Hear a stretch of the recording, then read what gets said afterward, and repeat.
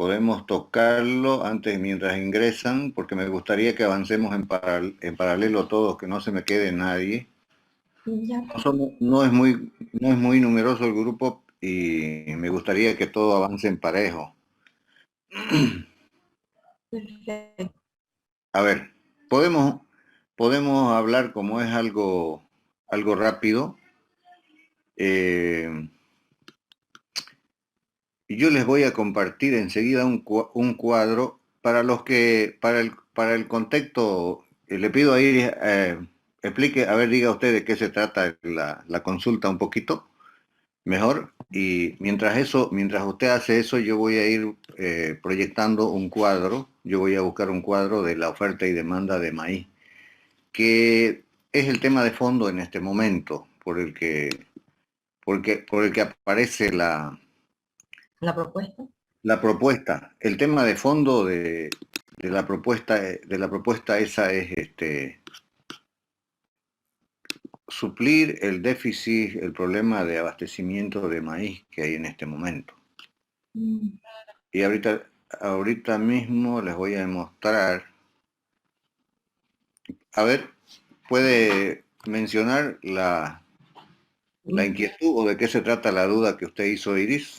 Bueno, es que resulta que por decreto supremo 4701, se crea una nueva empresa, que es una empresa de producción agropecuaria estatal.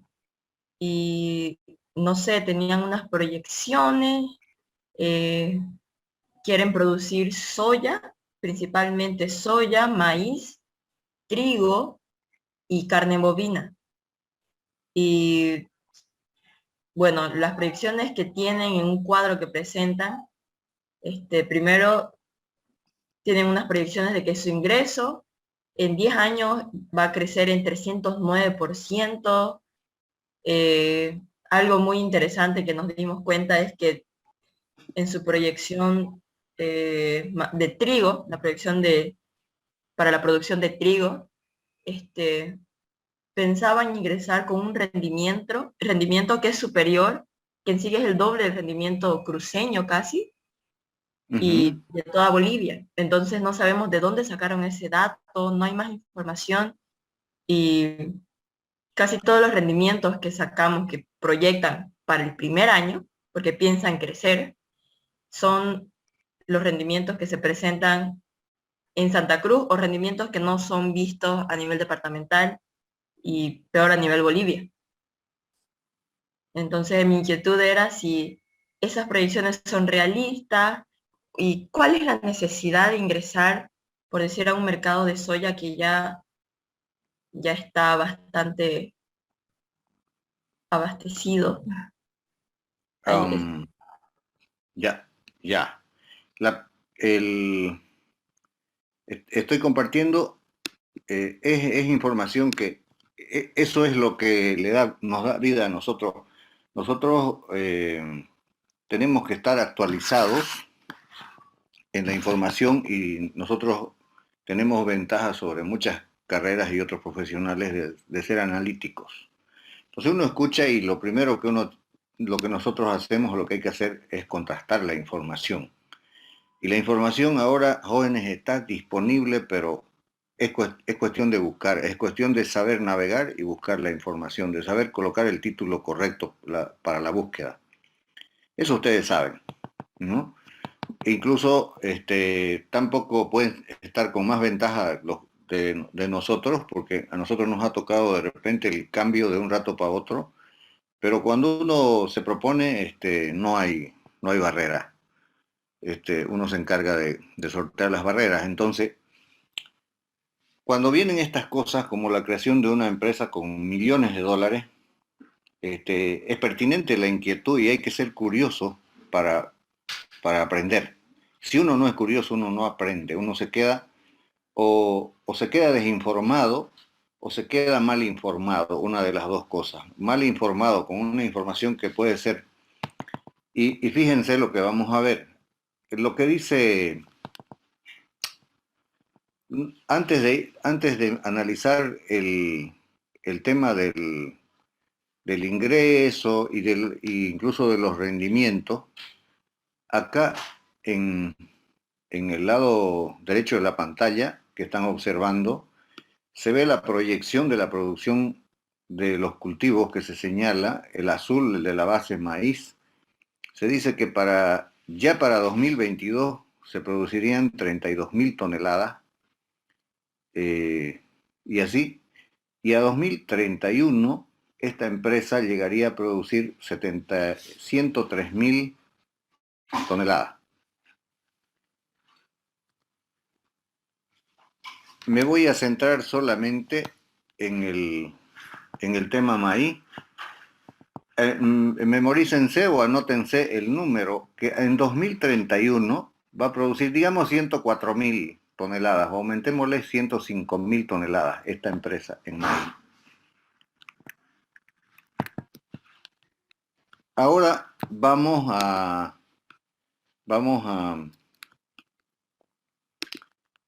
mirar la demanda real de maíz. Perdón. La demanda real de maíz. Vamos a ver.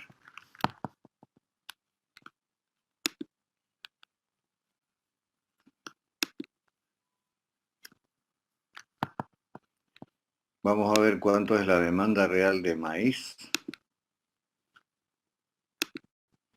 en este momento y cuál es el déficit.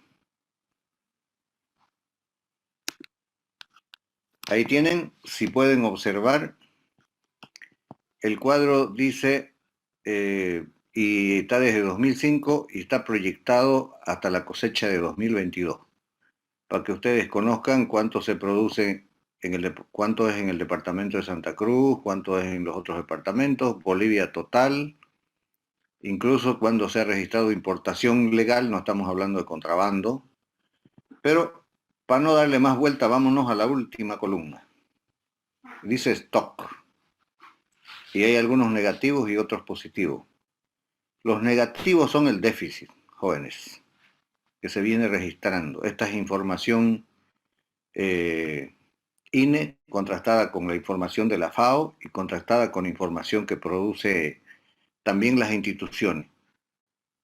Entonces, la información está cruzada para no cometer errores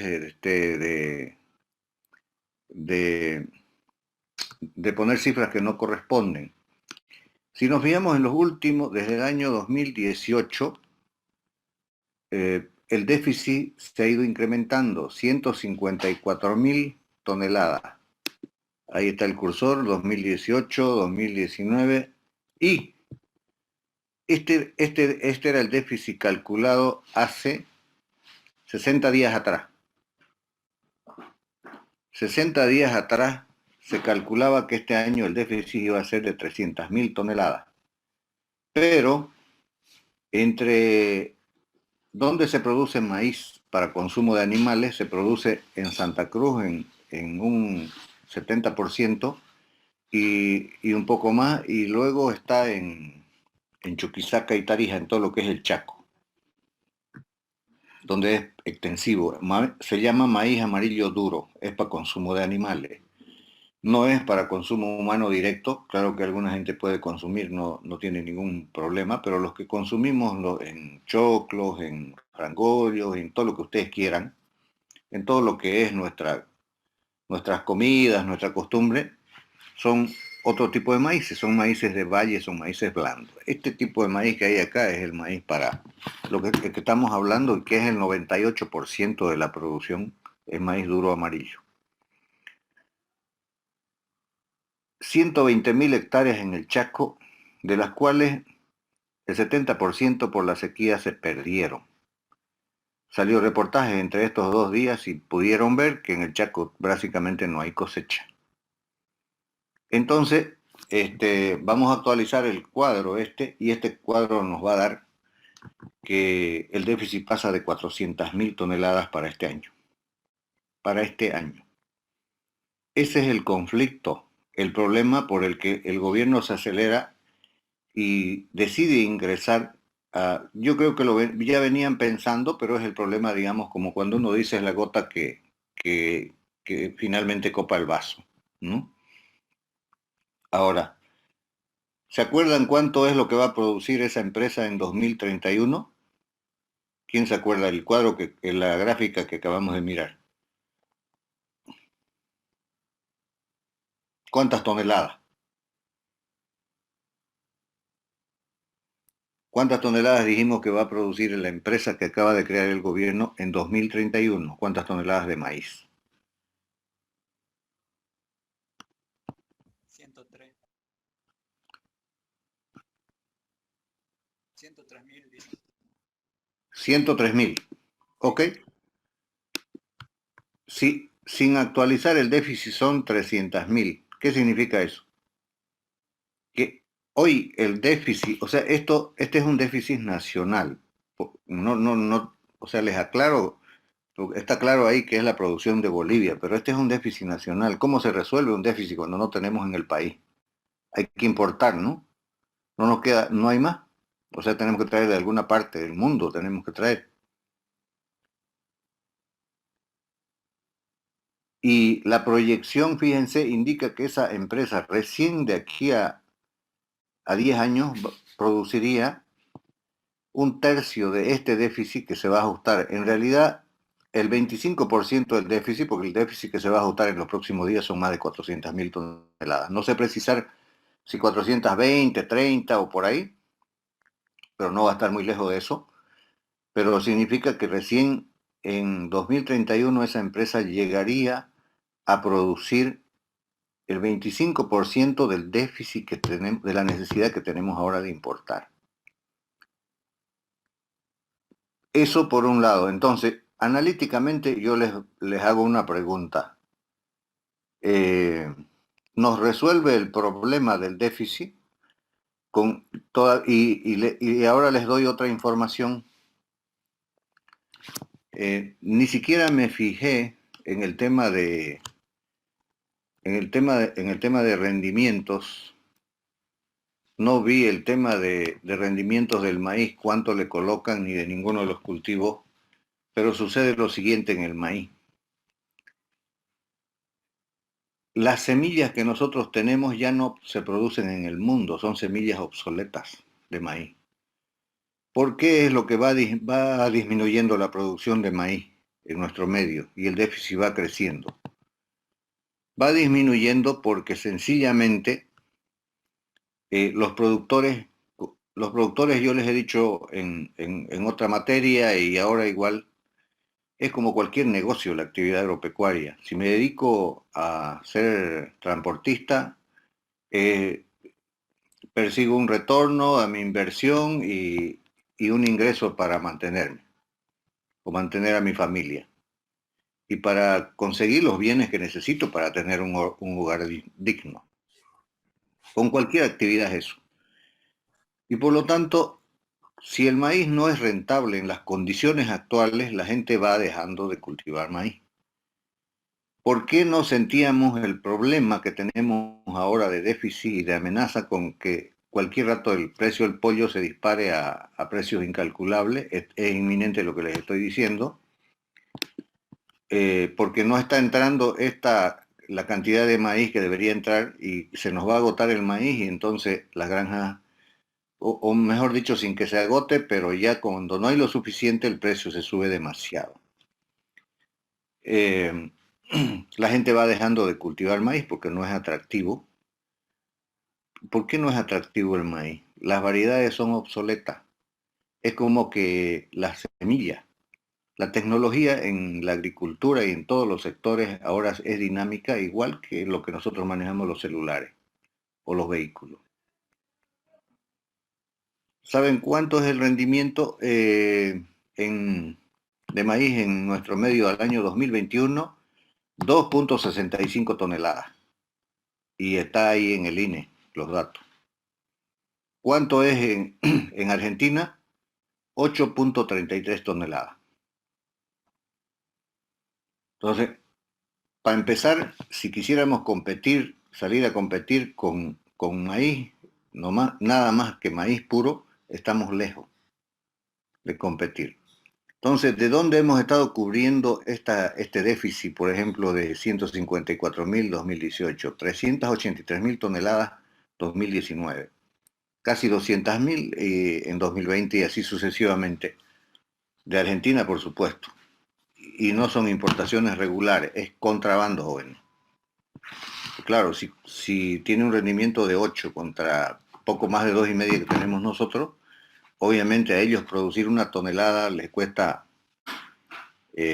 realmente un precio tiene un costo muy bajo y eso les permite competir con cualquiera, peor con nosotros. Ahora, el conflicto no se genera tanto en el tema maíz. ¿Por qué ahora se sintió? Porque el problema mundial, la pandemia más la guerra, más una cosecha mala que viene de maíz del año pasado en el mundo y de este año por sequía, hay escasez en el mundo de maíz. Ucrania y Rusia son grandes productores de maíz y de trigo y de sorgo y están trenzados en la guerra y no están sembrando nada. Entonces, otro conflicto que se nos va a venir es con el tema trigo, porque ahí sí que somos deficitarios. En cambio, con maíz nosotros éramos exportadores antes. Y de ser exportadores desde antes de 2015, hemos pasado a ser importadores, como ustedes pueden ver, y esto tiende a profundizarse el déficit. ¿Por qué? Porque estamos utilizando esa tecnología que no rinde. Una semilla antigua es como tener un vehículo antiguo o un celular antiguo. La tecnología en todos los rubros y actividades avanza ahora y cada vez más rápido. Y el que no se actualiza se queda atrás y perece. Así de simple. Lo, lo más, lo peor que no es realista en la propuesta es que no se está considerando que ya no existen semillas de las que nosotros sembramos. Nosotros ni siquiera producimos las semillas acá para todo lo que sembramos de maíz actualmente. Nosotros importamos de Argentina y de Brasil las semillas. Pero como nuestro mercado, nuestra cantidad producida se está cayendo, cada vez la gente quiere producir, las empresas semilleras también se están dejando de producir las semillas que nosotros sembramos, porque para ellos es tema de escala y no es rentable producir semillas que tienen ya bajísima demanda. Así que se ignora de que las semillas que están poniendo ahí, porque no están poniendo que van a sembrar semillas transgénicas de maíz, que son lo que cultivan todos los países vecinos, o sea, mejor dicho, los del Mercosur, los que producen maíz duro amarillo, es pura transgénica, esa que entra de Argentina es pura transgénica, eh, y no están diciendo qué van a hacer, qué mejoramiento genético, cómo van a llegar a los rendimientos que ponen ahí. Entonces, fíjense que para empezar, para el tema central no hay solución. Segundo, no están considerando que ya no hay esa semilla que ellos pretenden que van a sembrar. Después van a tener costos elevadísimos de producción con ese tipo de semilla, con ese tema obsoleto. Los rendimientos, por supuesto, que van a ser bajos como los que están actualmente. No hay que indique que vayan a sortear eso. No hay nada que indique eso. Entonces, eso solo para mencionar el caso del maíz, para que ustedes vean las dimensiones. Nosotros es con números para sacar conclusiones. Entonces no parece realista y que, preocupa que desde ese nivel venga una propuesta para resolver un déficit que se ha presentado ahora y que se va a profundizar los próximos años. Y saben qué, el otro tema de fondo, eh, ¿por qué el gobierno entra él colocando recursos que puede utilizarlos en salud, en educación, en las prioridades que ustedes quieran? Y con una simple normativa permite que entren las semillas transgénicas que ya están aquí adentro, pero están de forma irregular y no es lo correcto. O sea, una semilla, para que rinda más y sea efectiva, tiene que entrar con certificación. pero ahora están ingresando, pero están ingresando cualquier cosa eh, sin certificación porque son de contrabando. Es como cuando uno habla de algún producto falso, de algún producto adulterado, más o menos así. O de algún producto que ya está degenerado, que no tiene toda la potencialidad para rendir. Entonces, la solución es una normativa que no le cuesta al gobierno nada. Y lo hacen los privados y no necesitaría invertir recursos. Y ese es otro tema, ya el otro tema entrando en el manejo financiero, económico. Hay varias empresas y le pongo un ejemplo. Investiguen ustedes lo que yo les digo, investiguen para que se convenzan que no les voy a ir más allá de la realidad que hay. El ingenio San Buenaventura, que ha costado entre todas las inversiones cerca de 300 millones, hasta con infraestructura de acceso y todo lo demás, está trabajando ya van más de 5 años al 15% de su capacidad. A ver, ¿piensan ustedes que trabajando al 15% de la capacidad, una empresa, una industria, será rentable? Quiero escuchar a ver unas cuantas respuestas. O por lo menos trabajará en el punto de equilibrio. Nada, le dicen no son rentables. En sí de las empresas estatales hasta creo que 2020 o no mentira. eh, este año estaban en 12% del PIB el déficit acumulado. Uh -huh. O sea, eh, claro, nunca va a ser una empresa pues al 15%, no va a estar ni en el punto de equilibrio. Y ahora, fíjense que ya no es que se inauguró ayer, que es el primer año que está trabajando. No, no estoy seguro, pero ya pasó de 5 años de funcionamiento. Y todos sabemos que las máquinas no son eternas, las máquinas tienen un periodo de vida útil, ¿cierto? Y uno tiene que generar, el Estado no es porque sea el Estado que va a invertir y va a seguir metiendo recursos que podrían ser utilizados en infraestructura caminera, de transporte, infraestructura de transporte en general, en los mismos sectores que son básicos, en salud, educación y otro tipo de servicios que necesita la población. Y esta cosa, por ejemplo, no meterse. Si los privados invierten, pierden. O sea, esto no es tan... Hasta le acepto que la fábrica es más fácil. ¿Por qué? Porque todo es medido, todo es controlado. En la actividad agropecuaria, la situación, hay muchos factores incontrolables.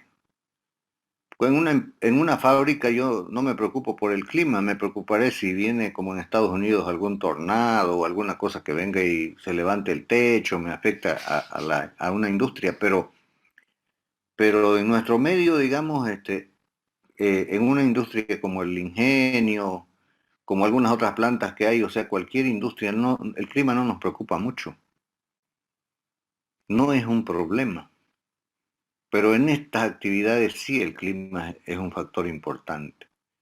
O sea, requiere que la gente sea, esté todo el tiempo encima, esté haciendo las cosas de forma muy precisa, para controlar plagas, para controlar malezas, hacer las labores cuando corresponden. O sea, todo tiene su momento. Al día siguiente es tarde, 2 días después y una semana después, quién sabe, ya hay porcentajes de pérdida, cuando no se hizo una labor determinada. Entonces, es complicada la decisión, y más cuando uno ve la cantidad de plata que se pretende incursionar. Ahora les contaré que el tema de confinamiento que dice ahí, eh, ustedes investiguen y pregúntenle a cualquier ganadero, pero ganadero de los grandes, y díganle si el confinamiento es rentable. Y estamos hablando de los privados.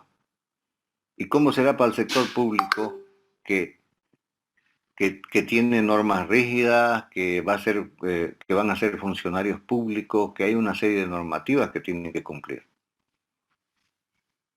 Si los privados en este momento dicen que el confinamiento es un negocio que no es rentable, la mayoría de los ganaderos utilizan no como un negocio particular el confinamiento, como un negocio complementario.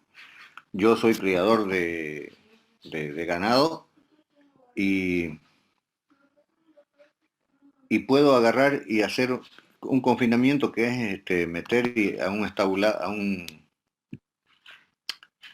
a un espacio chico y tenerlos más o menos como se crían los pollos parrilleros, ¿no? Solamente coman y beban y no se muevan mucho para que en unos 60 días hasta 90 días máximo se completen su proceso de engorde, alcancen un peso más racional, ¿no? Yo tengo la cría a campo abierto, a pastura, y para terminar mi ganado coloco ahí 30 días, 40 días, 60 días, pero no es así una actividad que sea rentable y atractiva y que sea la solución para aumentar la producción de carne, diciendo que voy a poner un confinamiento como Estado. O sea, no se ve no se ve la utilidad, o sea, la necesidad y el efecto que vaya a tener eso en que la gente compre carne más barata, porque además eso es una cantidad insignificante en el tema de lo que se produce y se faenea diariamente,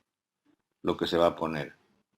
O sea, ustedes, los datos están ahí, ustedes se fijan cuántas miles de cabezas al día se faenean, y estos hablan de 10.000, o sea, no sé, creo que eso es, no, no es ni para un día o para cuántos días, digamos, alcanza, pero es muy poquito, digamos, eso no. Si el espíritu fuera, si el espíritu fuera resolver el problema del maíz, ¿qué tendría que hacer el gobierno? Por lo menos empezar produciendo lo que es el déficit, 400.000 toneladas, 500.000 toneladas al año, para suplir lo que no lo está pudiendo hacer el privado. 500.000 toneladas. A 2,5 toneladas de rendimiento tendría que sembrar aproximadamente 200.000 hectáreas para este año, para el próximo. ¿Dónde los haría eso? Y fíjense la millonada de plata que tendría que hacer para efectivamente resolver. Porque el costo por hectárea son $500.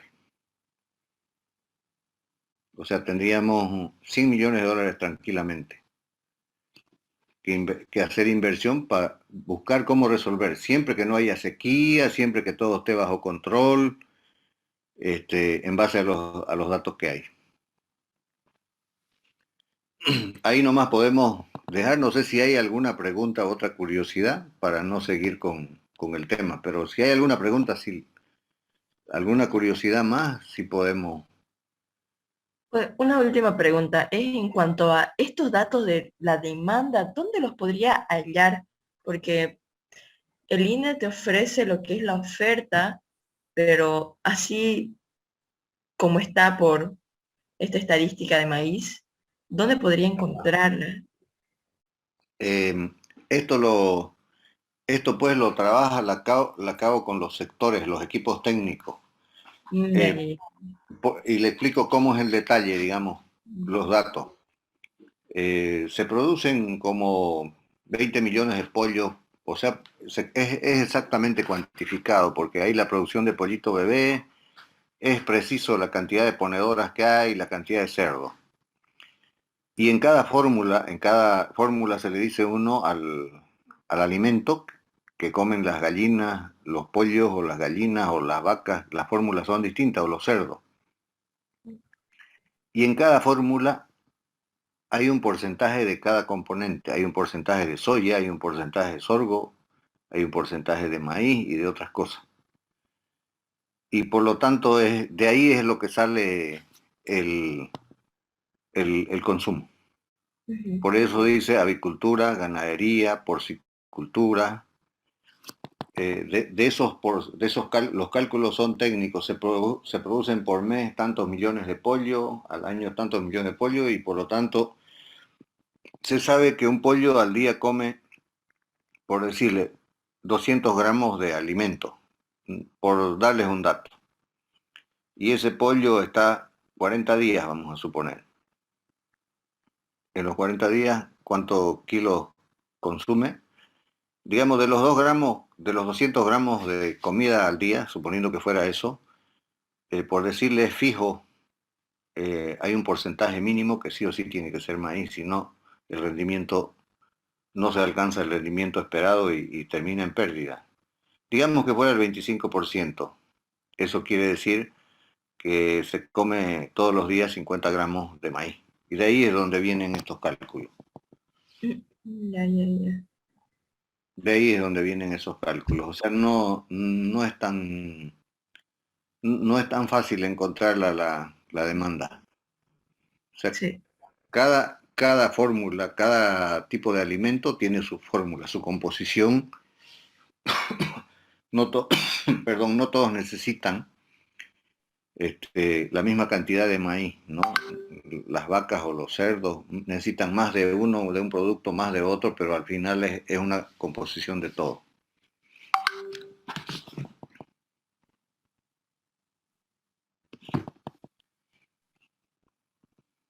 ¿Alguna otra pregunta?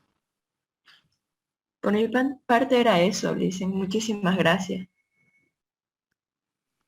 Gracias, Listen.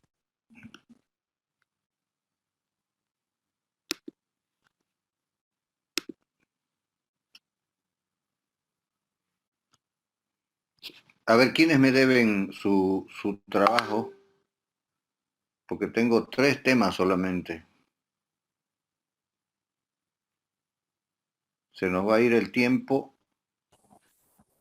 Yo no le he enviado todavía, Lice, estaba leyendo recientemente las normativas, como usted me haya dicho, sobre la crianza de aves. Entonces, por ese tema todavía no lo he completado para enviárselo.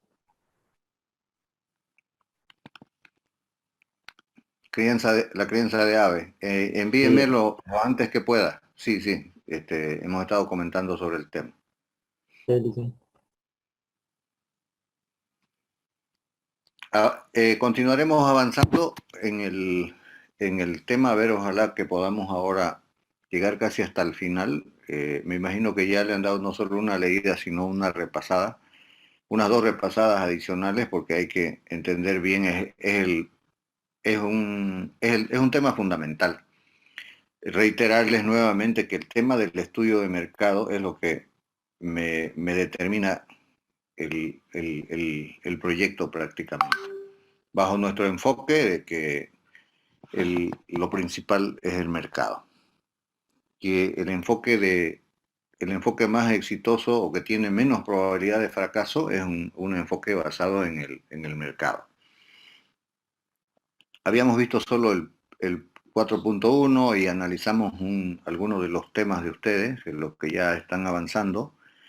Ahora vamos a ir al 4.2 rápidamente, y acá nos establece cómo, o sea, objetivos del estudio de mercado, y aquí nos pone algunos conceptos, como estrategia competitiva, estrategia comercial, estrategia de negocio y la de implementación.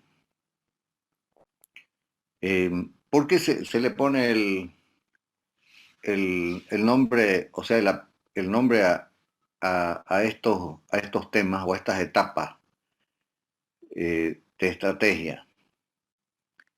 Porque uno tiene que diseñar eh, cuál va a ser, cuál va a ser cuál va a ser la ruta, por dónde es lo que yo tengo que penetrar al mercado. Por ejemplo, si hemos dicho que hay que estudiar a la competencia, no solamente es ver ofertas, demandas a nivel general, uno tiene que estudiar la competencia y al mismo tiempo al consumidor. ¿Por qué estudio la competencia? Y decíamos ahí que hay que estudiar al competidor cómo se mueve, cuáles son sus estrategias del competidor para uno buscar el lado débil y buscar sacar ventaja o buscar cómo diseñar la estrategia propia. La acumulación de información es sinónimo les he dicho también en otras oportunidades, el que tiene la persona más informada o la empresa más informada de su negocio y en este caso del comportamiento económico de los mercados, de los consumidores y hasta de los temas sociales ahora, es la persona o la empresa que tiene más poder o que puede hacer mejores negocios o que puede ganar más en el mercado. Entonces no hay aquí un límite, no hay un límite donde decir hasta dónde llegar. Obviamente que también va a haber información que para eso está el tema de la evaluación. Cuando uno empieza a investigar, uno también, no les digo que es ilimitado, sino que hay ciertos parámetros que a mí me dicen tengo que llegar mínimo hasta acá. Pero si hay alguna información que puede ser significativa de mis competidores o de los consumidores prefiero avanzar hasta el final. No quedarme, no ser conformista en decir, ya conozco lo básico y hasta aquí. De eso se trata el tema de la estrategia, en primera instancia la estrategia competitiva, que es lo que nos va haciendo definir a nosotros lo que va a ser luego la estrategia comercial y las otras dos que vienen después. La última, por ejemplo, la de implementación, la de implementación en realidad ya en esta etapa es la última, ya cuando uno ha diseñado las tres anteriores, las otras tres anteriores ya es para incursionar. ¿Cómo va a ser la implementación? Y ahí vamos a ver algunos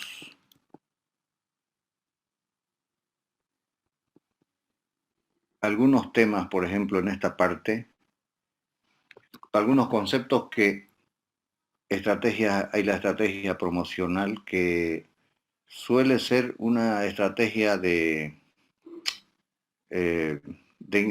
incursión, de implementación, de incursión en el mercado.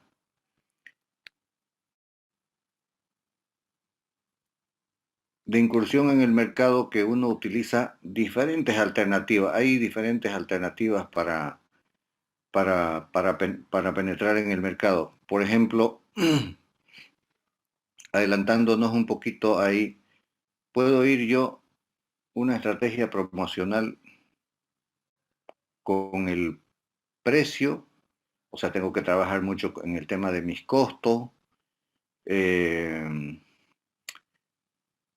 para entrar obviamente con un precio accesible, no puedo entrar salvo que sea un producto muy diferenciado para que yo ingrese con un precio más alto que mis competidores. Pero si mi producto no es muy diferenciado, o sea, está al mismo nivel en características, en calidad, o mejor dicho, en beneficio para el consumidor, no puedo entrar con precios más altos bajo ningún concepto, eso es básico. Pero ahí lo que la mayoría de las empresas hacen y hasta la estrategia de precio es utilizada hasta por algunas empresas cuando quieren sacar de competencia a los otros productores o a los otros que ofertan el mismo producto. No solamente es de penetración, hasta a veces se utiliza de forma mañosa el tema de precio y eso es importante conocer. ¿Cómo es cuando una empresa, por ejemplo, ingresa con un precio bajo? Puede ser que sus costos le den, que trabajó bien y todos los productos de la competencia se venden a 10 bolivianos y yo ingreso con 9. Ahora, ¿cuál va a ser la reacción de los otros? Los otros van a tratar de bajar a 9, pero yo tendría que estar preparado posiblemente, ¿y qué pasa si se bajan a 8? Porque pueden reaccionar de forma adversa y de forma inmediata, no solamente nivelarse.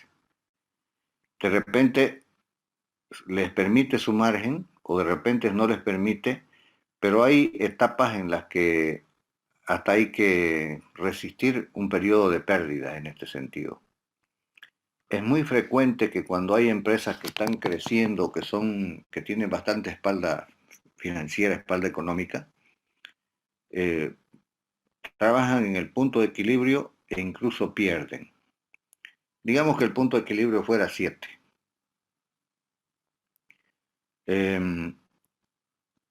Y nosotros entramos con 6, estamos perdiendo 1. Tenemos que tener planificado hasta cuánto tiempo vamos a hacer eso. Para hacer eso nosotros hemos estudiado de que las otras empresas no están preparadas, no van a entrar en la misma, no nos van a responder con la misma moneda, en este caso, bajándose a 5 o a 5.50 y nosotros estemos obligados a perder más. Si hacemos eso es porque estamos seguros que las otras empresas están en una condición de costos más precaria que nosotros y que no tienen mucho margen ahí para hacer maniobras y ganarnos la partida. Nosotros calculamos perder X cantidad de miles de dólares en un mes, en 2 meses, fríamente calculado, hasta que logramos que el producto se posicione en el mercado. O sea, no nosotros, sino les estoy comentando que, los casos que son muy ofensivos y hasta un poco fuera de una competencia normal. Eh, aguantan unos meses, un periodo X, hasta cuando dejan de producir alguna de las otras empresas. Cuando hay empresas pequeñas que sus costos son muy elevados, sus márgenes son muy bajos, esas no van a aguantar este tipo de competencia mucho tiempo y van a cerrar y empiezan a salir del mercado. Digamos que la oferta normal era 100 y nosotros entramos y rompiendo el mercado a los 100 y empezamos a vender con el precio más bajo 10, 20, 30, 40, ya nos abrimos un pedazo importante del mercado. ¿Por qué? Porque los hemos ido sacando a los otros bajo ese mecanismo, previo estudio, por supuesto.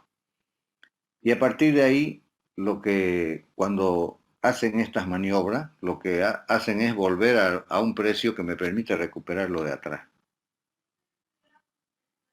Entonces ya si el punto de equilibrio era 7, probablemente vuelva a valer los 10, pero ya salieron de competencia varios oferentes. Este juego se hace mucho, se genera en algunos sectores con mayor frecuencia, de empresas que están bien posicionadas, que tienen unas economías de escala bien estructuradas y se van abriendo espacio. Ahora, no les quiero decir con eso de que digamos nosotros, o de que el objetivo es entrar bajo esa lógica de hacer quebrar a los competidores. O sea, la lógica es que uno tiene que estudiar perfectamente al competidor, estudiarle no solo las debilidades, sino también la fortaleza. Porque con la fortaleza que tengan nos va a golpear en cualquier momento. Y por ejemplo, este caso que les menciono es uno de los que tenemos que cuidarnos. O sea, de lo que el negocio uno se tiene que cuidar, de que no haya, no se agrupen empresas o tener cuidado de empresas que están copando gran parte del mercado. Ocurre, lo que yo les digo, ocurre con empresas que tienen 20% del mercado, 30%, que tienen porcentajes altos en el mercado del producto que nosotros pensamos incursionar. Hay que cuidarse de esas arremetidas, porque eso no solamente se hace cuando está por empezar se va a abrir de entrada una empresa grande, por lo general empieza de a poco. Más bien, cuando uno está ingresando al mercado, lo que hay que cuidarse es de las empresas que están consolidadas, y son empresas que tienen una parte importantísima en la participación del mercado. Así que volviendo y recapitulando el tema de las estrategias, la primera es la estrategia competitiva, o sea, y para eso tenemos que estudiar al máximo, en primera instancia, al competidor, no, a los dos por igual y al consumidor. ¿Qué, así en palabras, qué significa una estrategia competitiva? O sea, con el conocimiento, yo diseño la forma de cómo voy a conquistar al consumidor. Y voy a quitarle parte, pensemos, o sea, o hablemos en esos términos, y cómo voy a quitarle parte a mis competidores, que yo soy nuevo, voy a incursionar. ¿Cómo voy a incursionar? Por ejemplo, un caso que vi acá es cuando ingresó el ingenio azucarero Aguaí. Es más, antiguo que es más nuevito, es más nuevo que los otros cuatro. Los otros cuatro son Guavirá, Unagro, La Bélgica y San Aurelio, el que está por el cuarto anillo.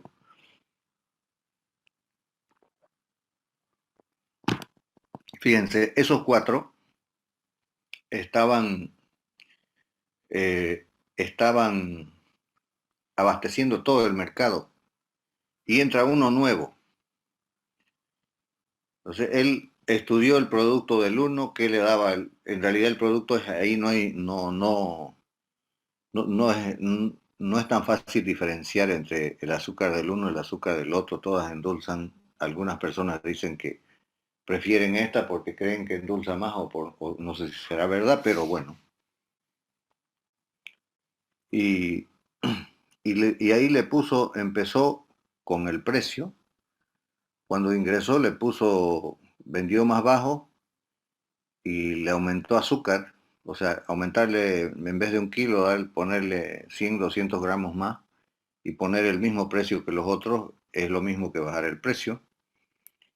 Y empezó a alargar unos mensajes ahí, medios ofensivos para los otros, digamos. Azúcar sin azufre. O sea, eso para nosotros parece simple. ¿Cómo le habrá costado seguramente a la gente especialista en estudiar al mercado, al consumidor, y saber que ese mensaje iba a ser impactante? Ese mensaje iba a ser impactante a la hora del ingreso al mercado, de buscar abrirse un espacio. Pero el tema de la estrategia competitiva también tiene que ver con tiempos, con horarios, no solo es la forma de presentación, no solo es el precio, o sea, tiene que ver con una serie de factores que hacen que ya el consumidor está comprando un determinado producto, una serie de factores que determinan que se decida por un producto nuevo. Hasta cuando son productos de distribución masiva, hasta los horarios son importantes para penetrar en el mercado.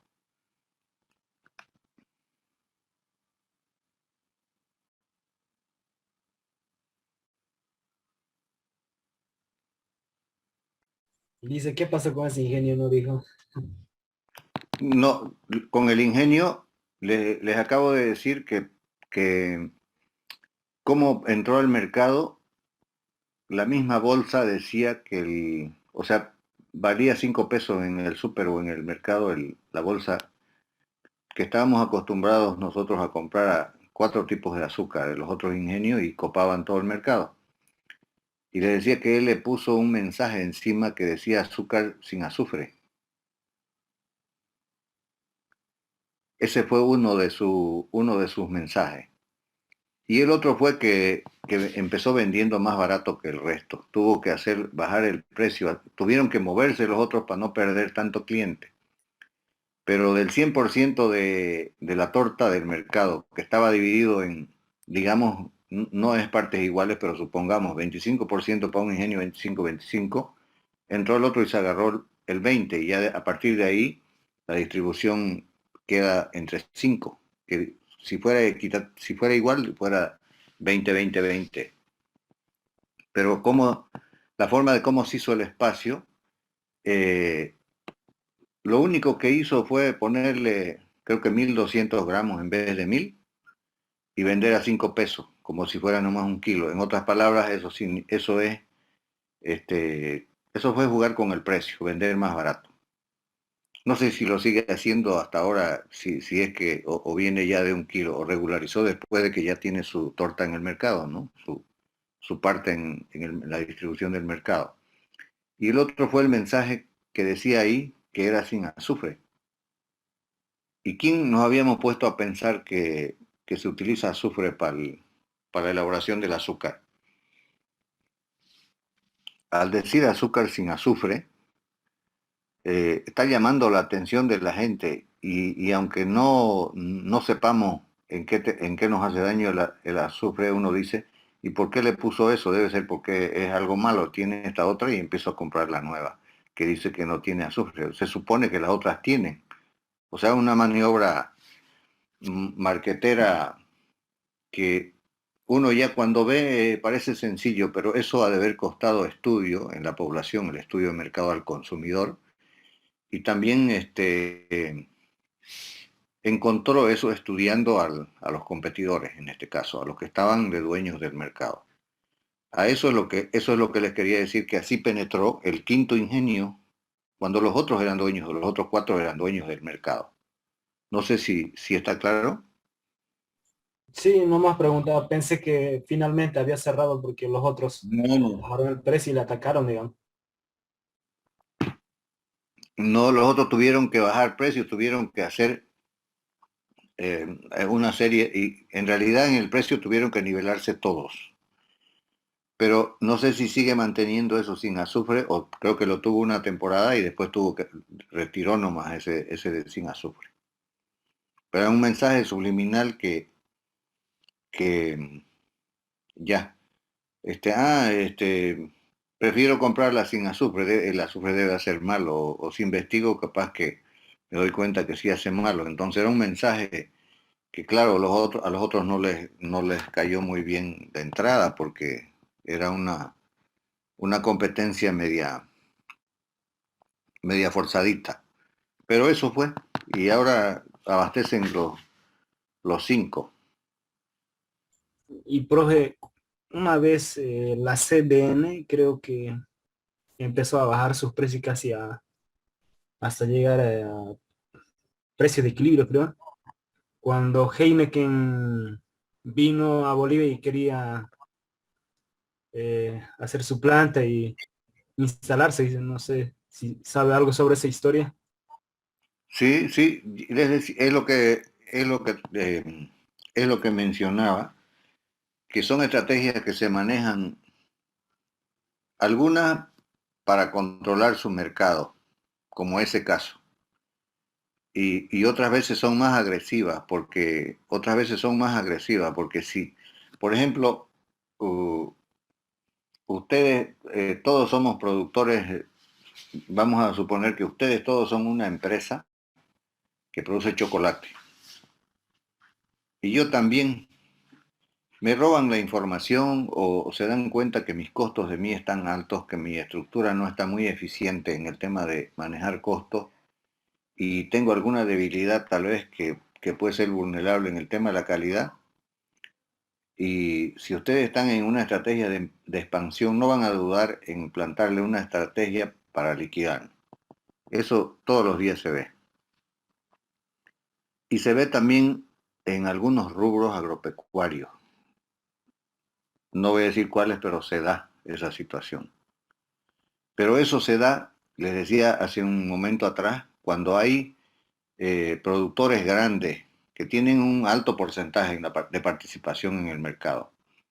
Claro, los chicos no les da, los chicos no van a hacer. Si hay eh, 50 competidores chicos, no iban a pelear, ¿no? Cada uno, el que más pero puede ser el que sea más rápido y más vivo, puede ir creciendo, creciendo y ganándoles a los otros espacios.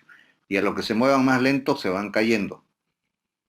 Pero si dentro de los 50, qué sé yo, viene un empresario o entre ellos se hacen una sociedad anónima y se juntan 10, y ahí me agarran el 20% del mercado, eso poco a poco se van a ir comiendo, se pueden ir comiendo a los 40 que quedan de algunos. Primero caen los que están más débiles, los que son más lentos, los que no se actualizan y no están entrando en esa guerra comercial. Pues no es otra cosa. Ahí ya se pone riesgoso. Entonces, nosotros podemos eso cuando, eso sí, cuando yo bajo demasiado el precio por un tiempo para castigar y liquidar a mis competidores y posteriormente yo pongo el precio que me da la gana, disculpen el término, o sea, que yo quiero, y después como ya no hay nadie, yo aprovecho el mercado y me empiezo, eso puede ser penado por ley también. O sea, si me hacen una investigación y se dan cuenta de toda la maniobra que hice quebrar a un montón de empresas para monopolizar, eso es penado por ley. Entonces, sin salirse de las normas, uno puede utilizar ese sistema para abrirse espacio en el mercado, para abrirse más espacio. O sea, perder, trabajar en equilibrio momentáneamente y después recuperar un poco más adelante. Pero de esta práctica hay que cuidarse todos los días en cualquier emprendimiento.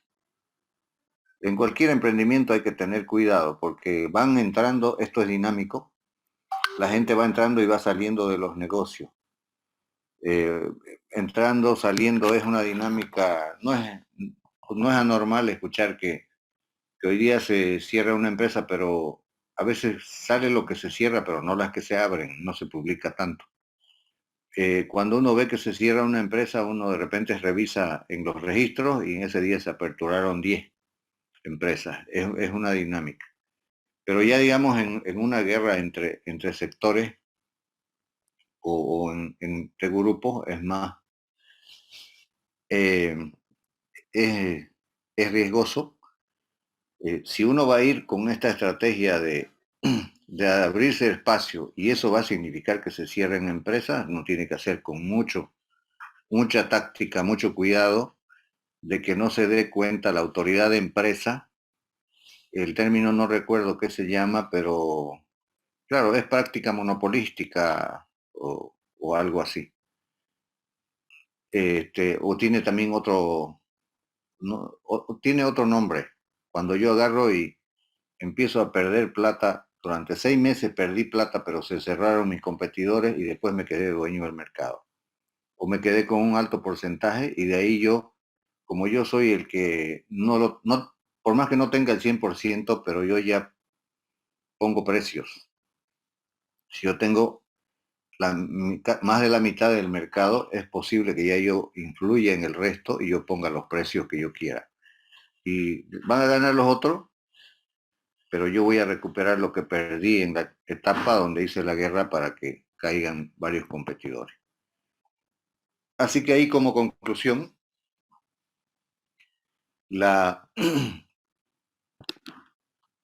en primera instancia lo que nosotros agarramos y diseñamos, la estrategia competitiva, la estrategia comercial, la estrategia de negocio y la estrategia de implementación, estamos hablando de cómo diseñar nuestra ruta para posicionar, para ingresar en el mercado.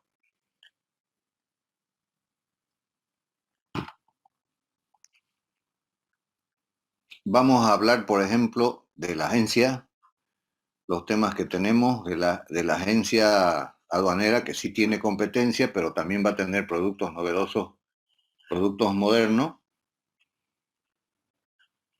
Y eso, por ejemplo, el servicio que va a ofertar esa empresa va a ser un servicio diferenciado a los clientes. Ese puede ser un gancho, puede ser un atractivo para para los clientes antiguos y o para las personas que hacen import-export, o para los nuevos emprendedores que se animen a incursionar en cualquiera de estas actividades, en importación o en exportación. Si nosotros entramos con precios por servicio, y los precios de los servicios que están actualmente nosotros decidimos entrar con precios más bajos, tenemos que estar preparados incluso para la reacción y la respuesta de la otra. Porque en este caso, cuando ingresa una persona, cuando ingresa un nuevo agente, hay una reacción que por lo general no va a ser positiva, va a ser negativa, y va a generar una reacción ahí de no dejarse quitar los clientes. Todo eso se genera como un remesón ahí, un movimiento de que no van a querer perder sus clientes para empezar. Y van a empezar ellos a moverse, y hay que fijarse, hay que revisar si hay agencias muy grandes. Si hay una agencia que es muy grande y que domina una gran parte del mercado, esa puede empezar a hacer un juego como el que estamos hablando. Y uno por eso tiene que estar con el conocimiento pleno en primera instancia del competidor. Saber el tamaño, saber qué puede hacer el competidor ante una arremetida que le vamos a hacer nosotros como nueva empresa. Ahora, si nosotros logramos diseñar una empresa moderna, de servicio como las empresas que prestan servicios, qué sé yo, vamos a poner un ejemplo en Dubái, aduanera, o en otra parte, o en Tokio, donde están los centros de negocios más modernos del mundo, y podríamos hacerlo, ¿por qué no? Nosotros también podríamos entrar y abrirnos un espacio rápidamente, estudiando no a todas las agencias, no a todos nuestros competidores, sino estudiando que hay unos cuantos más débiles para hacernos espacio, porque nuestro mercado de nosotros no es muy grande, porque nuestro país no es que comercialice grandes cantidades de exportación y de exportación, nuestro mercado es pequeño. Bueno, eso hay que considerar. Así que nuestra apertura de mercado va a ir dirigida a dos lugares. Primero, a entrar y sacarnos una parte de la torta ahí, de las que está distribuido, no sé si son 10 o son 20 agencias aduaneras. Vamos a ir a sacarnos una parte de ahí. Y nuestra otra estrategia de nosotros es que aparezcan nuevos como emprendedores, así que quieran incursionar. Ese es otro segmento que que no tiene, hasta donde sabemos, no hay competencia. Pero de entrada no va a ser ese nuestra principal fuente de ingreso, porque eso no está implementado, vamos a empezar a incursionar y a promover ese tipo de servicios. Pero a los que ya están como clientes en otras agencias, nosotros los vamos a traer, y además de darles el servicio en mejores condiciones que lo que le dan los otros, le vamos a ir ofertando los otros servicios que nosotros para diferenciarnos del resto. Y ahí, si hay agencias que no se actualicen, que estén medio desactualizadas, que no estén brindando un servicio eficiente, en línea, o sea, con toda la tecnología del mundo y con rapidez, que le resuelvan rápido las cosas a los clientes, esas pueden llegar a desaparecer si es que nosotros utilizamos una estrategia agresiva en ese sentido.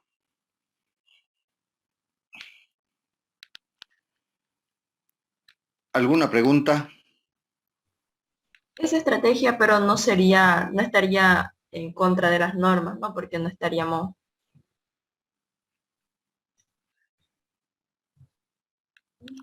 ¿Cuál? Por estrategia agresiva se refiere, creo. O sea, estrategia agresiva no solo, o sea, puede ser un mejor servicio. Sí, o sea, utilizo el término agresivo para cuando, o sea, no estoy hablando fuera de norma, Lo legal.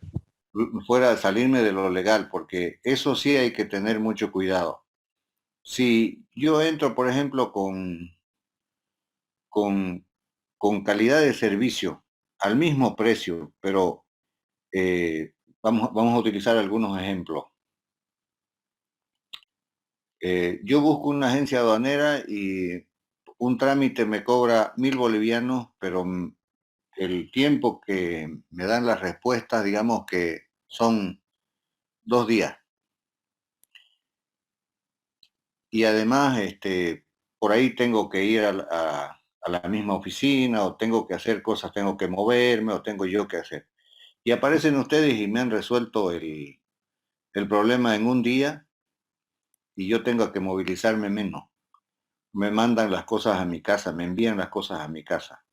Si tengo que firmar un documento, por darles un caso, lo hacemos por firma electrónica. Me facilitan ustedes que yo haga mi firma electrónica, porque ustedes me van a dar una garantía de que mi firma no va a ser mal utilizada. Por dar algunas aristas nada más, algunas cosas que puede diferenciar.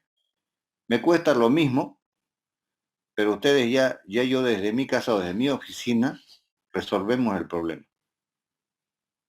Me han resuelto el problema. Peor si es en menor tiempo. Si es en menor tiempo, me refiero a cuando yo utilizo la palabra estrategia agresiva, me refiero a que uno entra con la estrategia es un conjunto de acciones que yo voy a hacer en el tiempo. Y, y voy a entrar, o sea, voy a entrar con fuerza y yo estudié las debilidades de varios de los competidores o de los que están participando en ese mercado en este momento. Yo entro a dar cosas en los puntos débiles, en que son un poco burocráticas, en que la firma tiene que ser en físico, por darles un caso, ¿no? En que sus papeles, en que mis trámites o mis cosas, tengo que ir a recibir allá, a la agencia. En cambio, ustedes me pueden dar el servicio de que llegue a mi oficina o a mi domicilio todo, no necesito moverme para trabajar con ustedes. Solo por ejemplificar algunas cosas que se podrían utilizar. Pero eso, antes de uno definir las acciones estratégicas, uno estudia bien, primero al cliente y luego, o paralelamente, al consumidor y al competidor, a los dos. Y con toda esa información ya yo puedo diseñar qué es lo que yo cómo me voy a organizar para brindar un servicio diferenciado, porque de eso se trata. Dicen una consulta más. Hemos hablado de que, digamos, en nuestros proyectos vamos a trabajar con datos realistas, ¿no? ¿Sí? En nuestro ejemplo, por ejemplo, de nuestra agencia despachante, ¿cómo podemos, o sea, cómo podemos estudiar al competidor? O sea, nosotros tenemos que ir a agencias a pedir algo, a estudiar, o sea, ¿cómo podemos estudiar al competidor, ¿no? Pero no desde la teoría, sino, o sea, ya sabemos los puntos que tenemos que estudiar, en qué puntos basarnos, digamos. Obviamente necesitamos estudiar un poco más, ¿no? En qué basarnos, pero ¿cómo podemos hacerlo en la práctica? Por ejemplo, es más fácil ahora, por ejemplo, simular, tenía que simular, porque no va a ir no hay, la forma de sacar en cada caso va a ser diferente, pero vamos a ir buscándole las alternativas. Una forma de sacar información sería primero ver los tipos de servicio y luego simular como una intención de consulta. ¿Cuánto me cuesta el trámite? ¿Cuántos días sale? ¿Cuántos días eso como hacernos como una especie de encuesta, pero en base a algo que supuestamente es real? Y ellos nos van a ir dando los datos. Quiero importar de China tal producto. ¿Cuánto me cuesta el servicio del trámite, de tramitología y cuánto tiempo calcula que puede llegar?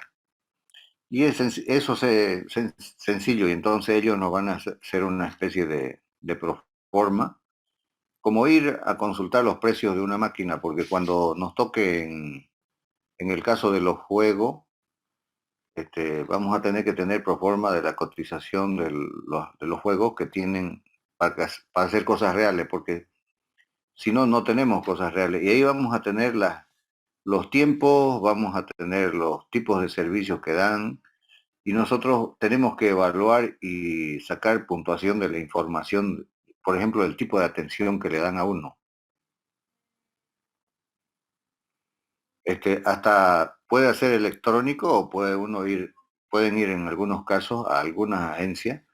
Y ustedes saben, no, lo primero que ya empiecen a buscar es cuántas agencias aduaneras hay. El primer punto de partida. Y ya vamos a saber si hacemos una especie, como especie de censo o hacemos un muestreo.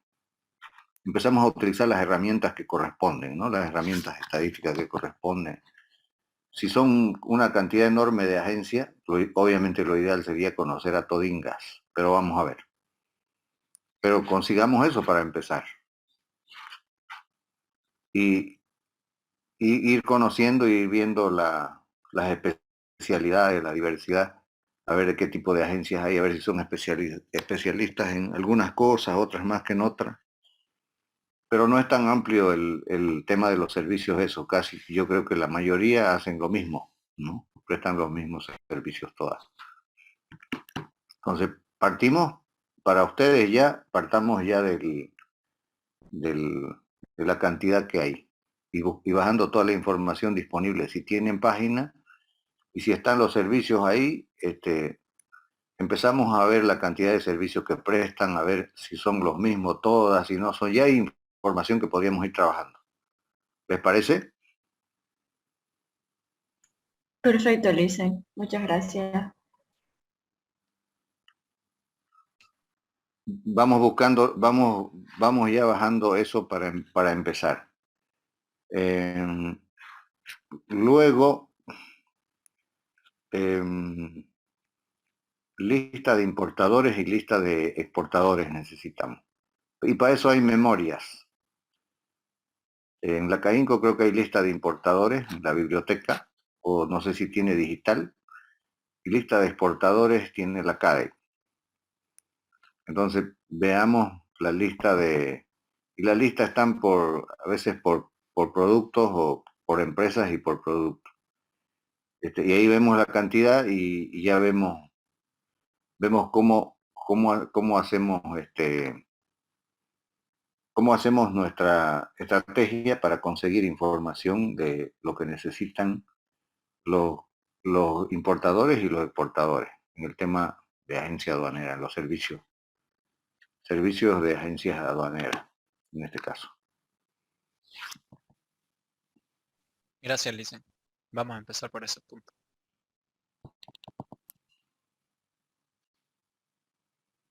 En el tema de las etapas del estudio de mercado ya hemos hablado, vamos simplemente a reiterar un poquito. Y ahí participen, por favor. Está participando un grupo. Están activos. Eso quiero que estemos todos porque no va a ser, yo les he dicho desde un principio que no se hace un proyecto en un mes. Y lamentablemente es el requisito para aprobar la materia, aprobar el trabajo, el proyecto. En las etapas, ya hemos hablado del análisis histórico del mercado, análisis de la situación vigente y de la situación proyectada. Pero un poquito es importante aquí puntualizar. Depende qué producto. El análisis histórico no es una estadística, una serie que lo podemos conseguir o podemos ver. Nosotros lo que analizamos aquí son comportamientos. Bajo el mismo caso, si estamos analizando al consumidor y al competidor, el análisis que vamos a hacer hacia atrás es todo lo que podamos conseguir, cómo se han comportado estos dos agentes. Por ejemplo, los consumidores. no me sirve de mucho decir que hace 10 años demandaban 100 unidades y ahora demandan 200. Resultado, en 10 años se duplicó la demanda. No es nada eso, en este caso, para el proyecto. Sí, no, tampoco quiero decir que no, me sirve el dato como referencial cómo creció el mercado, pero yo tengo que encontrar por qué creció al 10%, qué fueron los factores que hicieron que crezca al 10% anual y se duplicó en 10 años. ¿Qué fueron los factores que hicieron? Si esos factores fueron netamente incremento de los ingresos, cambio de un poco de la cultura, de la costumbre, hubieron temas políticos, hubieron temas no sé qué. Yo tengo que saber por qué subió eso. Eso es lo que más me interesa. ¿Me sirve el número? Sí, ok. Pero yo tengo que descubrir por qué. Y al otro lado, analizo el tema de los competidores o de los oferentes del producto. Y también tengo que ver si son las mismas empresas, por ejemplo, que estaban hace 10 años, que han ido aumentando su capacidad de prestar más servicios o de producir más productos. Si las mismas, si vamos a suponer que hace 10 años atrás habían 5 empresas que producían 20, de a 20 cada una se repartía en el mercado, y ahora, después de 10 años, están las mismas y produce 40, o sea, y siguen con el mismo porcentaje, en otras palabras. Pero de las 100 unidades han pasado a 200, o sea, produce 40 cada una. O sea, sigue dividido en 5 el mercado. O es que aparecieron nuevas empresas y el mercado está distribuido de otra forma, y entonces ya entra otras interrogantes ya, ¿no? Ahí hay que estudiar qué entraron, por qué entraron, si no crecieron las que estaban, por qué siguen igual. O sea, ya entra se hace una lluvia de preguntas ahí de que uno tiene que saber y estudiar qué fue lo que pasó en el comportamiento. Tanto en el tema ahí de la oferta y de la demanda, en este caso. El análisis situacional es muy puntual, es cómo está la distribución, la calidad de los productos.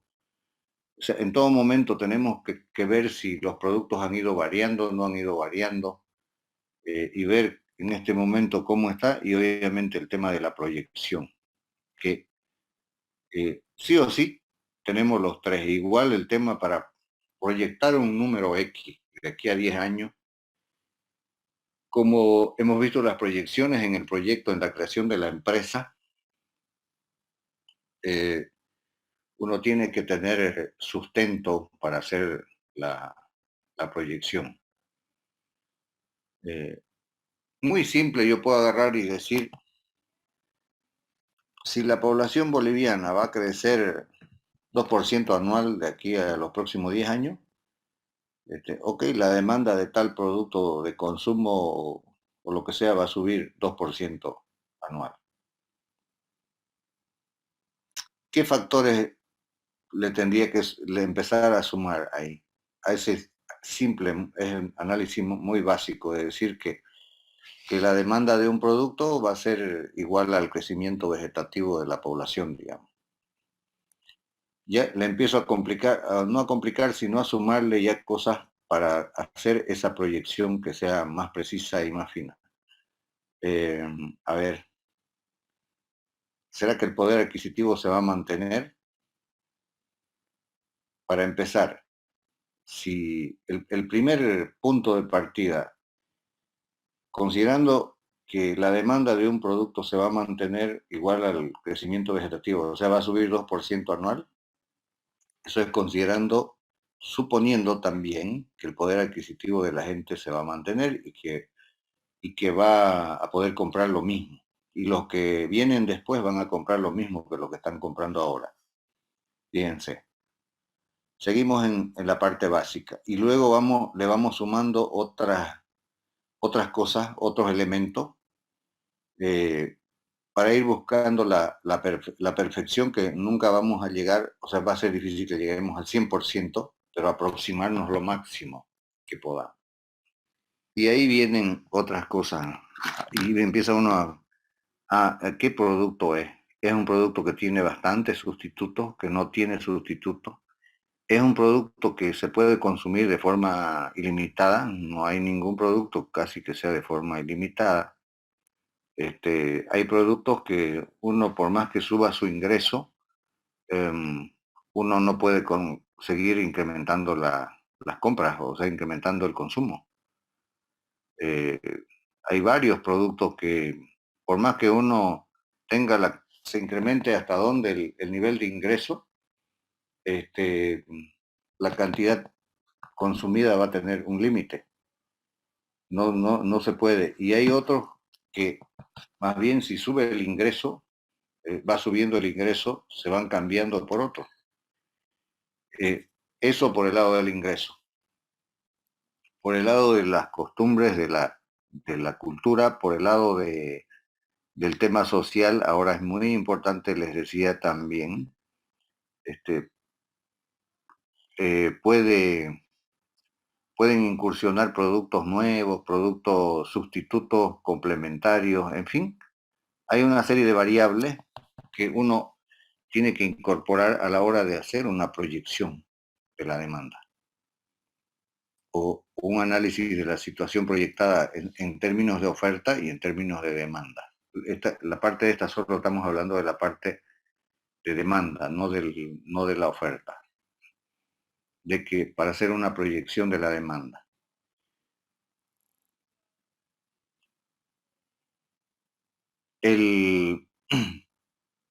Depende estas variables o estos conceptos que estamos hablando, dependen mucho del tipo de producto al que nosotros vamos a incursionar. El tema, por ejemplo, el tema de las gallinas esas, el proyecto ese que todavía no me han enviado el perfil, a mí me parece interesante eso en el sentido de que puede tener un despegue, por lo menos en un tiempo, no sé en cuántos años, pero puede tener un despegue importante. Eso es novedoso, eso no hay acá. Y puede ser que tenga un despegue rápido de ese mercado, la demanda de ese tipo de animales. O sea, me parece interesante, lo veo novedoso y además un poco atractivo, digamos, el caso. Entonces, y no es o sea, no es un producto, creo que más bien es una necesidad en este momento tener ese tipo de razas, ese tipo de animales de otro tamaño, ese tipo de aves de ese tamaño, para hacer cruzamientos y mejorar las razas locales, las razas especialmente, la gente que tiene propiedades, la gente que vive en el campo, eso me parece que puede ser demanda importante, pero que en unos cuantos años también puede llegar a hacer un proyecto que se impulse rápido, pero que posteriormente llegue y se sature también con rapidez. Hay ese tipo de producto y hay que analizar, uno tiene que ver, especialmente en el caso nuestro, que el mercado es pequeño.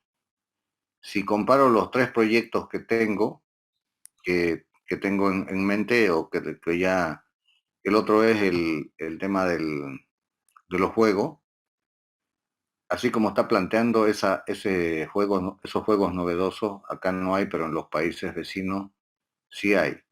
Entonces, la posibilidad de ampliar a Bolivia puede ser crecer hasta copar varias ciudades de Bolivia. Puede ser una cadena de salas de juego, puede ser grande hasta ahí, si es que no aparecen otros competidores, pero así como hay varios tipos de súper o varias cadenas de súper o varias cadenas de farmacia, también puede haber cadenas de juego. Podría ir a ese escenario a competir. Poco más difícil con eso salir afuera porque gran parte de los países vecinos ya tienen. Ahora, la que veo importante que pueda no solo limitarse al mercado nacional y más bien crecer fortalecerse y armar y salirse afuera es el caso de la agencia aduanera. Con ese tipo de servicios puede incursionar y hacerse como una cadena de servicio. Ahí puede ser a nivel internacional, puede incursionar en otros países. Ese lo veo más potable para hacer. Me imagino que debe haber en otros países empresas de este tipo que no solo prestan servicios en un país, sino prestan servicios en otros países. En ese caso, por ejemplo, hablando del cómo proyectar la demanda o la oferta, la demanda más que todo para proyectar uno la oferta, para uno hacer las proyecciones del servicio,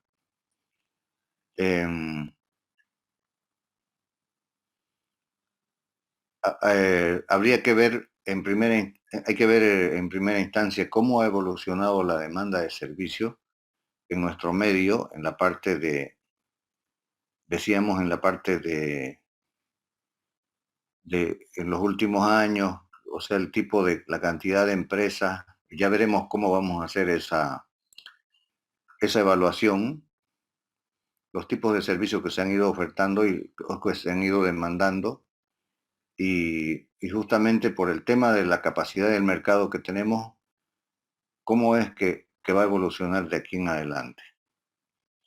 Un poco los tres casos no tienen mucho que ver, por ejemplo, con el tema de crecimiento. Puede ser el tema de la agencia con el tema de crecimiento poblacional y todo eso, tan así preciso para proyectar el tema de mercado. Más que todo, el tema de proyección sería con el incremento de los negocios, de las importaciones y las exportaciones. Ese es el estudio a fondo que hay que hacer, y las dinámicas que van teniendo los distintos sectores, pero rumbo a ese escenario. Como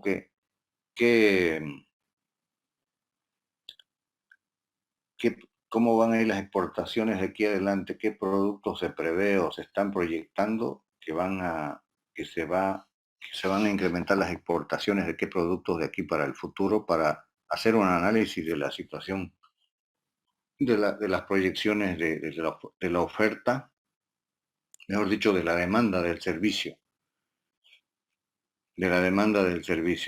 En el tema del juego, habría que analizar para proyectar la demanda, por ejemplo, si va a subir el nivel del poder adquisitivo de las personas en los próximos años, posiblemente baje la demanda de gente que acuda a las salas de juego.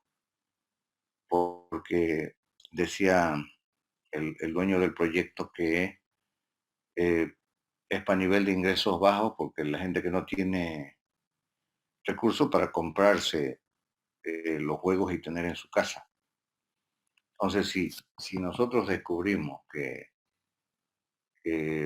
va a venir una bonanza económica, o que la gente, el porcentaje de pobreza que hay en este momento va a bajar demasiado, y la gente va a tener más recursos, significaría bajo ese concepto que en la situación proyectada tenemos que ser prudentes y considerar esa parte como fundamental, porque podría ser que la demanda suba a nivel, si sube, de la gente que acude a una sala de juego, suba a porcentaje muy bajo, o tal vez hasta pueda disminuir. Si nosotros calculamos que la población de ingresos bajos ahorita es, por la gente que está creo que es 36% bajo la línea de la pobreza,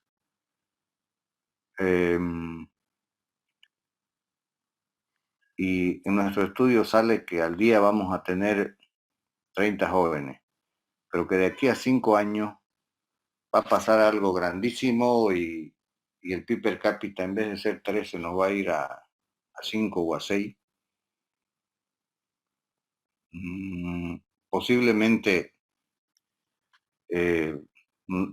Posiblemente va a bajar nuestra asistencia. Si dijimos que iban a ir 30 personas al día, de repente van a ir 20 o 25. O sea, quiere decir que tenemos que tener en cuenta los factores. Para cada proyecto tenemos que analizar factores, indicadores clave que nos permitan hacer un análisis de la situación proyectada, tanto en oferta como en demanda, lo más preciso que sea posible. A ver, ¿alguna pregunta, algún comentario?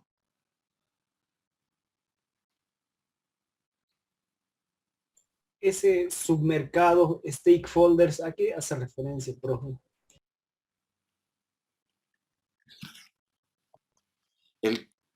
El tema de los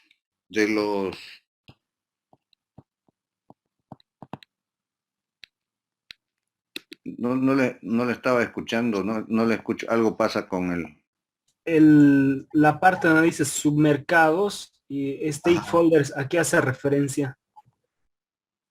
No lo he entendido bien. el tema de submercados en primera instancia.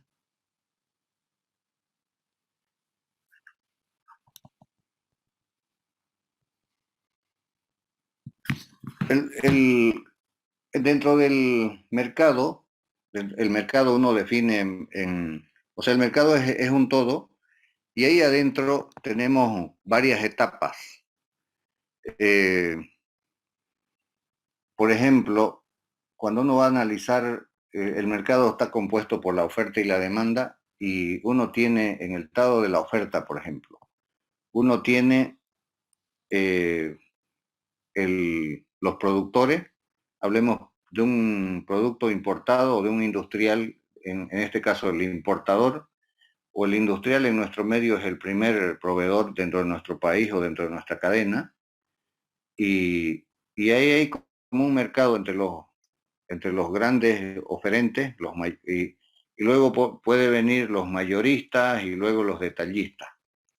Entonces, un submercado puede ser que se genera entre los mayoristas y los detallistas.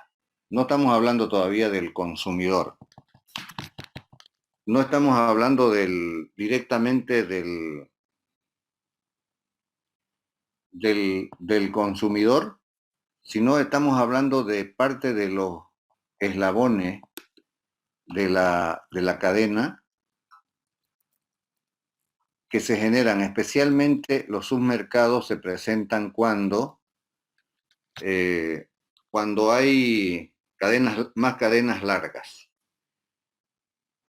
Puede ser los industriales que abastecen a mayoristas. Entonces ahí se genera un submercado entre el comercio que se genera entre los industriales y los mayoristas. Y así sucesivamente. El otro puede ser entre los mayoristas y los detallistas, como decía hace un momento, o sea, antes de lo que es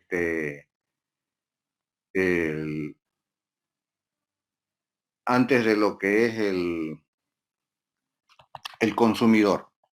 Todas esas etapas, esos eslabones que se generan en las cadenas, son los submercados. No sé si está claro el tema de los submercados. Sí, se entiende, profe.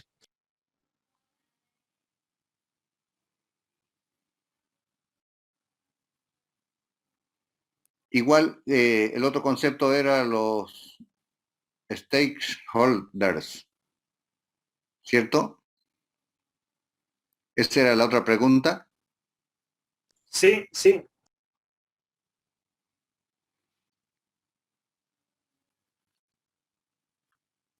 Eso se refiere un poco parecido,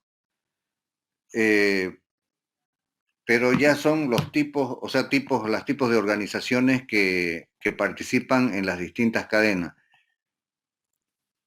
Hasta aquí, por ejemplo, participan hasta lo que son los empleados, los accionistas, o sea, o los empleados o los grupos que participan en los distintos eslabones o en los distintos agentes que participan en la cadena.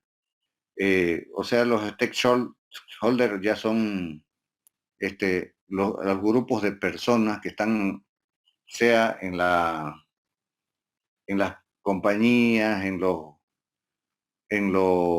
las compañías grandes pueden ser los empleados, pero después ya en mercados más dispersos ya pueden ser agentes que participan en la cadena, hasta tipos comisionistas, hasta tipos promotores, comisionistas,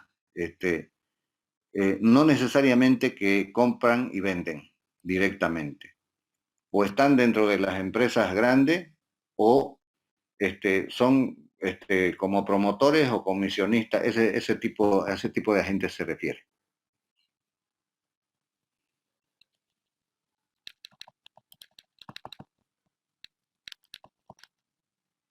¿Alguna otra consulta?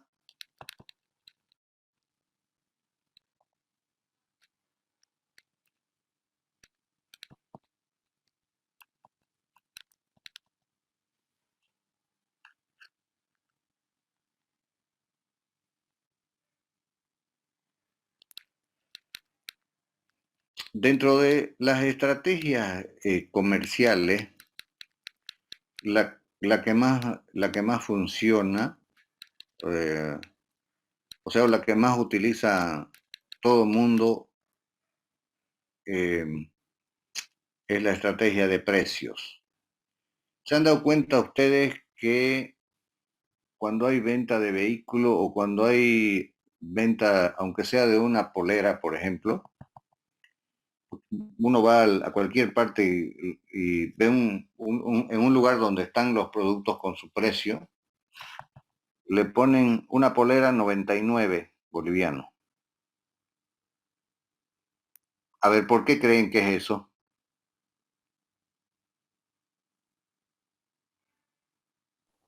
Porque suena mejor que decir 100 bolivianos, yo creo. Claro, exactamente, es sencillo como eso. Esa es parte solamente. En los vehículos pasa lo mismo, en todo tipo de productos, es la estrategia de precio. Es la estrategia de precio la más antigua, la que sigue vigente. Cuando yo voy a entrar, me voy a mantener, voy a tratar de subir, es la estrategia de precio. Estrategia de producto es más difícil, joven. O sea, estrategia de tratar de diferenciar un producto es más complicado, es más largo, porque tengo que estudiar la estrategia de ir a cambiar de una estrategia de precio a una estrategia de producto. Es más complejo. Puedo utilizar otros tipos de estrategias. La estrategia de precio puede ir acompañada de la estrategia de distribución, de promoción, de publicidad, todo lo que estamos acostumbrados a ver. Pero lo último que ocurre es la estrategia de producto.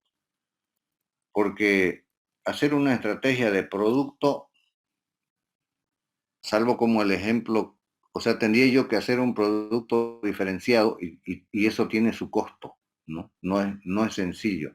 O sea, es la más costosa, es la más difícil la estrategia de producto. O sea, me refiero a moverme en el tiempo, o sea, hacer un producto bastante diferenciado de los otros y que yo pueda vender en el mismo precio. A eso me refiero que es difícil. De hecho, yo tengo que entrar con un producto diferenciado, pero si no va acompañado del precio, no hay en mercados como el nuestro y en productos de consumo masivo, la gente le piden 10 pesos a un lado y al otro lado 9.50 y va a comprar en el de 9.50. ¿Por qué razón? Porque es por el tema del bajo nivel de ingreso que tenemos como población. Así que la estrategia de precio es la más transversal, no les estoy diciendo que es absoluta, que hay las otras, que son importantes y que por lo general no se aplica, no se aplica una sola. Siempre es un conjunto. Un conjunto es, no puedo apostar solamente al precio, digamos, solamente a bajar precio sería un error. Por ejemplo, cuando uno va a algunos lugares, uno ve qué sé yo, un jabón, un Omo, con su bolsa chica, un champú, con cualquier otro producto pegado ahí. Y fíjense que a veces es porque el producto no está saliendo y le ponen un incentivo. O sea, lo venden en el mismo precio, pero le agregan otro. Y eso o sea, eso es como si estuvieran bajando el precio, en otras palabras, ¿no? Porque agregarle algún otro producto tiene que estar incluido el costo del otro producto. Entonces están bajando el precio. Si venden en el mismo precio el champú o el ACE o cualquier producto y le agregan otro, es que ellos están yendo con la estrategia de precio. Y uno ya está incluso esas a veces son engañosas, las estrategias, porque ese otro producto, digamos, vale 30 de forma normal, y le ponen 32 y le ponen alguna cosita ahí. De repente el costo de producción, comercialización y todo de ese producto chico son los 2 pesos. Y fíjense, es una cosa visual, es una estrategia eh, hasta engañosa porque en realidad no me están rebajando nada ni me están regalando nada. En el kilo del otro producto o en la bolsa o en el empaque que vale 30, está la ganancia, su ganancia de todos los que participan en la cadena, del fabricante, de todo. Y lo único que están haciendo es vender ese pequeño otro producto al costo. No están perdiendo, pero están ganando igual en el otro. Hasta esas cosas, digamos, es parte de y es estrategia de precio. Y más que de precio, ahí es una estrategia visual y sí de precio porque el producto chico están vendiéndolo en el costo prácticamente. Un ejemplo que hacen cuando uno compra a Farmacor, por ejemplo, pasa de cierto límite y después le dan unos tickets. Y esos tickets lo, eh, va acumulando y después llena en un formulario y ahí canjea, pero no le entregan el producto canjeado gratis, ¿cierto? Uno tiene que poner en efectivo una cantidad según en efectivo una cantidad X según el producto que le van a dar. Y muchas veces esa estrategia, el producto, de repente si me toca darle 50 pesos y recibir una docena de vasos, posiblemente el costo de la producción y todo de los 12 vasos es los 50 pesos. Estoy hablando solo como ejemplo, no estoy diciendo que el caso de Farmacor efectivamente no hay ningún beneficio, digamos, adicional. Pero la otra es que puede ser que el monto que yo pago sí sea la mitad del costo de los vasos. En ese caso, ese complemento, esa es estrategia precio, porque le están cargando al medicamento que yo compré. Si su ganancia era 25% en un frasco de vitamina, vamos a suponer, ellos están ganando 20 y con el 5% de repente están compensando esa pequeña pérdida que tienen de los vasos, que me están dando más barato. O sea, son formas de son formas de mantenerse, pero más que todo de avanzar en el mercado, de buscar estrategias como avanzar en el mercado. Fíjense que le buscamos los ejemplos que tenemos a la vista y la estrategia precio es la que más funciona, pero acompañada de otras cosas. Acompañada de promoción, de propaganda, de publicidad, por supuesto, en el tema del producto, también entra en el tema promocional, pero es más difícil. O sea, hacer una estrategia de producto es más difícil, no es tan sencillo.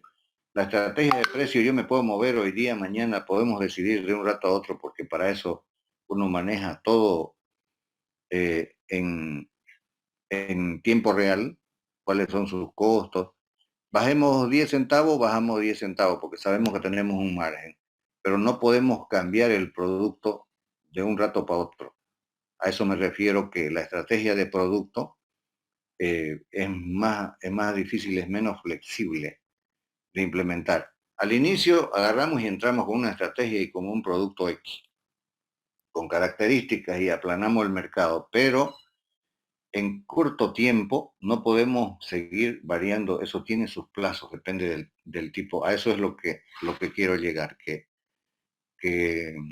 la estrategia basada en el producto es más cara, es un poco más difícil, es más lento, tiene sus tiempos según el producto en el que nosotros estamos. Las otras son más rápidas, las otras podemos movernos en tiempos más cortos, hacer más movimientos este, según el objetivo que nosotros estemos buscando. Si es que buscamos incursionar más en el mercado, si buscamos defendernos, por ejemplo, si nos están atacando, lo más fácil es buscar promociones, precios, premios, cosas, más publicidad, mientras vamos pensando en cómo hacer la estrategia de producto también, ¿no? Si el caso amerita. ¿Alguna pregunta, jóvenes?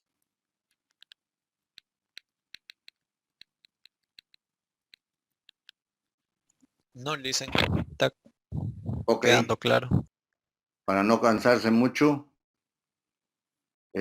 necesito que me envíen, por favor, el fin de semana sí o sí los documentos ya, todo su avance, todos los proyectos. Se nos va acabando el tiempo de tenerlos, por lo menos la introducción, los perfiles, y para que yo les pueda ayudar y todos podamos trabajar en el tiempo necesario y no estemos con problemas al final. ¿Listo? Denme un segundo que quiero tomar lista.